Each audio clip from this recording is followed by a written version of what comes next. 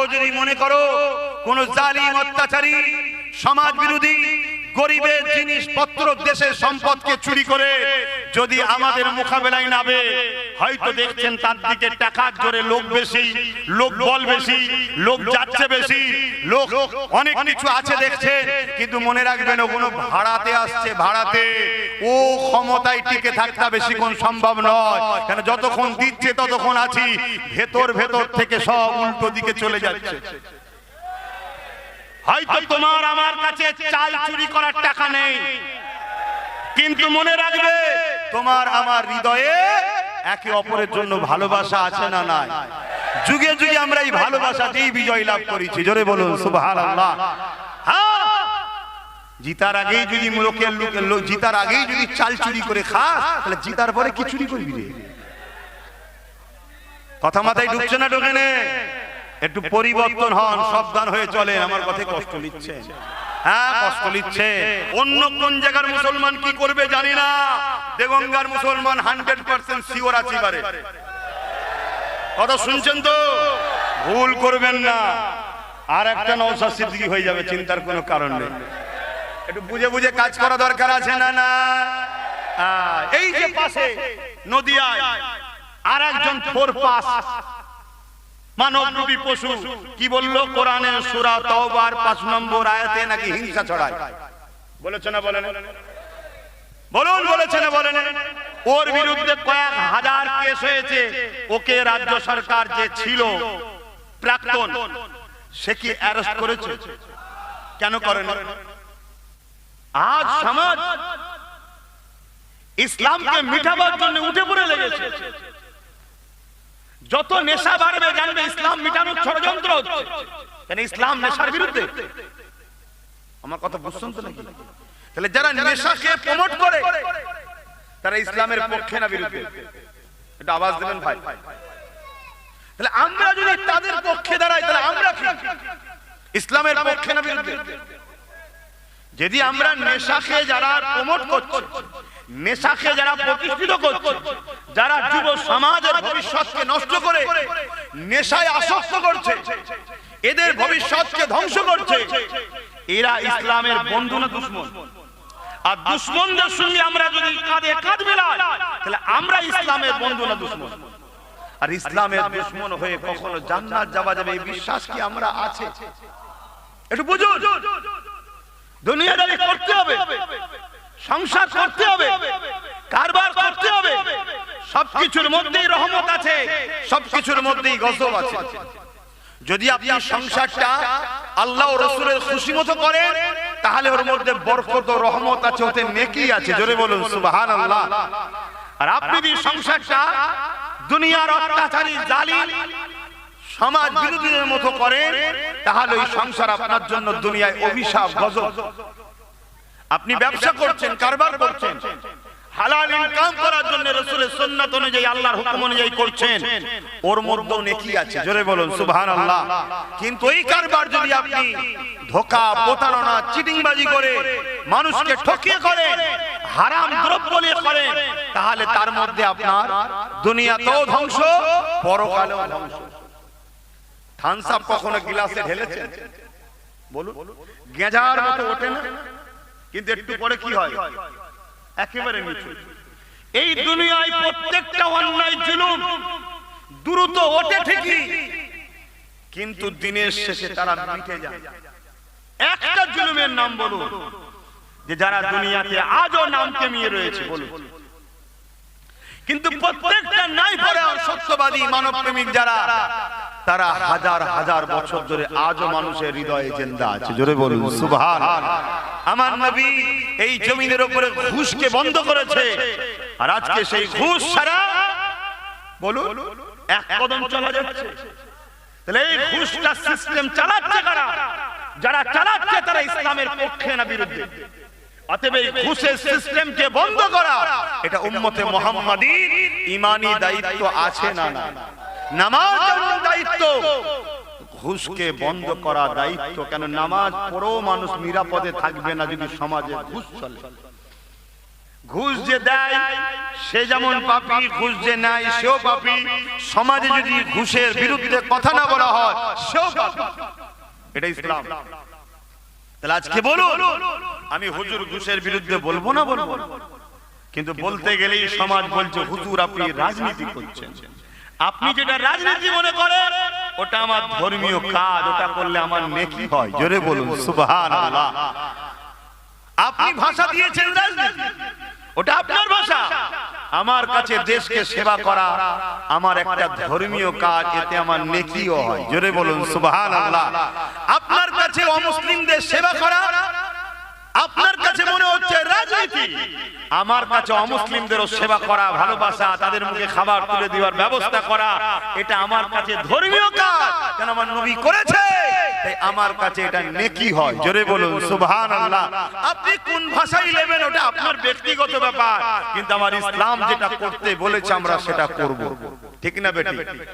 জুলুমের বিরুদ্ধে করা, চোরের বিরোধী, খুনের বিরোধী, ডাকাতির বিরোধী, প্রতারণাকারী, চিটিংবাজের বিরোধী দে করা আপনি মনে করছেন রাজনীতি, কিন্তু আমার কাছে এটা রাসূলের সুন্নাতের নেকি হবে। জোরে বলুন সুবহানাল্লাহ। তাহলে আমাদের ফ্যাসিলিটি দুটো, এক ইমানদার হওয়ার জন্য আমি যখন ভালো কাজ করব তার জন্য নেকিও পাবো, দুনিয়াতেও সম্মান পাবো। জোরে বলুন সুবহানাল্লাহ। সবাই মুসলমান মুসলমান মুসলমান মুসলমান মুসলমান মুসলমান মুসলমান মুসলমান মুসলমান মুসলমান দিন রাত হচ্ছে না কেন রে বাবা? আমরা তো কোনো রুলে নেই, আমরা তো কোনো ভূমিকাতে নেই, তারপর আমাদের এত চর্চা কেন? কখনো ভেবেছেন কেন আল্লাহ আমাদেরকে এমন নিয়ামত করেছে আমরা যার পাল্লায় উঠবো তার তাকদীর খুলে? কথা বুঝছেন তো নাকি? কিন্তু দুঃখের বিষয় আমরা নিজেদেরকে চিনতে না পারার দরুন সবাই আমাদেরকে শুধু চুষেছে, মজা নিয়েছে, ভোগ করেছে, ব্যবহার করেছে, কিন্তু আমাদের বেঁচে থাকা দৈনন্দিন প্রয়োজনের কথা কেউ জোরে বলে। আমার কথা কি খারাপ লেগে গেল? আর এইটা আমি আপনি যতটা না বুঝি, আমাদেরকে যারা লুটতে চায় তারা কিন্তু খুব ভালোভাবে বোঝে। তাই দিনের শেষে সবকিছু যখন ফেল হয়ে যায় অস্ত্র, এসে ওই অস্ত্রটাকেই ব্যবহার করে। কি করে না করে না? আরে হ্যাঁ কি না বলবেন, ওই অস্ত্রটাই ব্যবহার করে। অথচ আমাদের পূর্বপুরুষরা ফেরাউনকে ভয় করেনি, নমরুদকে ভয় করেনি, তারা চ্যালেঞ্জ সামনাসামনি মোকাবেলা করেছে।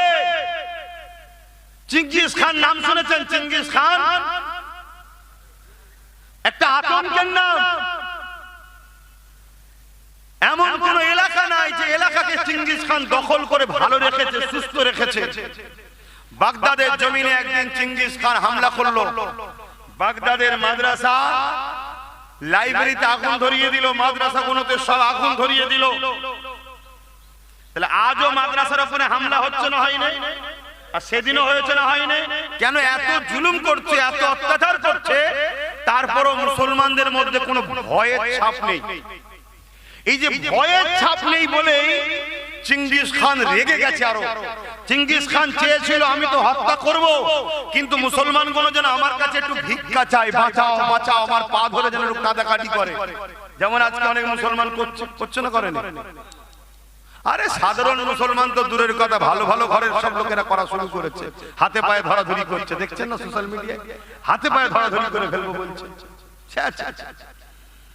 আজ যখন আমরা বলি কোন বিষয়কে নিয়ে, বিষয় বলতে এসআইআর কে নিয়ে, যে এসআইআর নিয়ে যেন ভয় করে আত্মহত্যা করে ফেলো না, সেটাকে আজকাল কিছু দালাল লোক সমাজে মিসইউজ করছে না, করে না? কেন? ভয় যদি আমরা খেয়ে যাই আমাদেরকে মিটে ফেলবে। এই জন্যই উদ্দেশ্য বলা, কেন রাসূল বলেছে উম্মত সেই দিন মার খাবে যেদিন উম্মত আল্লাহকে না ভয় করে দুনিয়ার তাগুতি শক্তি জালিম হুকুমতকে ভয় করে।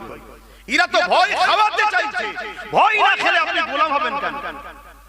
আপনি যখন ভয় করবেন আপনার দিমাগ তখন কাজ করবে না ভালো মন্দ, আপনি তাড়াহুড়ো করবেন কোথায় গেলে কি পাওয়া যাবে বল, কোথায় গেলে একটু বাঁচা যাবে বল। আর ওই সুযোগটাই তো আপনাকে চাইছে বেঈমান বানাবার জন্য। আমি একজন ইসলামের প্রচারক হিসেবে আমার জাতি, আমার কওমকে বোঝানো এটা দায়িত্ব যে আল্লাহ ছাড়া কাউকে ভয় করবেন না। আমার আল্লাহ যদি আপনার হেফাজত করে পৃথিবীর কোন শক্তি আপনাকে মেটাতে পারবে না। আর পাশাপাশি যারা আল্লাহর দ্বীনের দুশমন তাদের সঙ্গে যেন একসাথে দেখা না যায়, দল করবেন না একসাথে। মনে থাকবে তো নাকি? একটু হাকি না বলো, মনে থাকবে তো নাকি? আমার কথায় অসুবিধে পেচ্ছেন আপনারা? তাহলে হাত তুলে সাক্ষী দেন আমার কথায় একমত তো আপনারা? হাত লম্বা করে তোলেন, একমত তো? আর এই দুটো কথাকে মান্যতা দেবেন। যদি ভালো না বাসেন, বিশ্বাস যদি না করেন, তো এসে বেকার সময় নষ্ট করে কি লাভ? কাজ কাম নেই নাকি? যদি কাজ কাম নাও থাকে, আমি জানি না, একটু বাগানে গিয়ে বাগান টাগানে ঘরেন, হাওয়া খান, মন ফ্রি থাকবে। যদি বিশ্বাস না করেন, আর বিশ্বাস যদি করেন, তাহলে কথাকে গুরুত্ব দেন। কেন আপনার জন্য আপনার পরিবারের গার্জেন লড়ছে, তাই তো নাকি? কিন্তু গার্জেনকে যদি আপনি গুরুত্ব না দেন, সে এক গ্লাস পানি চাইলে যদি দিবার মন মানসিকতা না থাকে, তাহলে সেই গার্জেন আপনার জন্য কতদিন লড়বে? বলুন। কেউ পাশের লোক একটা কিছু বলে দিল, অমনি আপনি আপনার বাপের উপরে সন্দেহ শুরু করলেন, ভাইয়ের উপরে সন্দেহ শুরু করলেন, মায়ের উপরে সন্দেহ শুরু করলেন। এটা কি এতদিন ভালোবাসা ছিল মনে হয়? একটা পাশের কেউ কিছু বললে একটা কথাতে এক মুহূর্তে আপনার মনের মধ্যে চিন্তা ঢুকে গেল। কথা মাথায় ঢুকছে না, ঢোকে না? এইসব মুনাফিকি চলছে। খুব মন দিয়ে শোনেন, যদি বিশ্বাস করেন এই ছেলেটাকে, ভাইটাকে, তাহলে কথা কোনো কেন, আর নাই বেকার সময় নষ্ট করে লাভ নেই। যেটা ভালো লাগে সেটা করুন, যার সাথে মিশতে মন যায় যার সাথে মিশকে যান। হিসাব লিবার মালিক আমি নয়, হিসাব আল্লাহর কাছে দেবেন। কিন্তু একজন দ্বীনের দায়ী হিসাবে, প্রচারক হিসাবে, আপনার পীরের আওলাদ হিসাবে আপনারা আমাকে যখন ভালোবেসে এনেছেন, আমার মুখের গোড়ায় যেমন বসেছেন, আমার উচিত আপনাকে শিক্ষা দিয়া রব্বানা আতেনা ফিদ দুনিয়া হাসানাতাও ওয়া ফিল আখিরাতি হাসানা ওয়া কিনা আযাবান নার।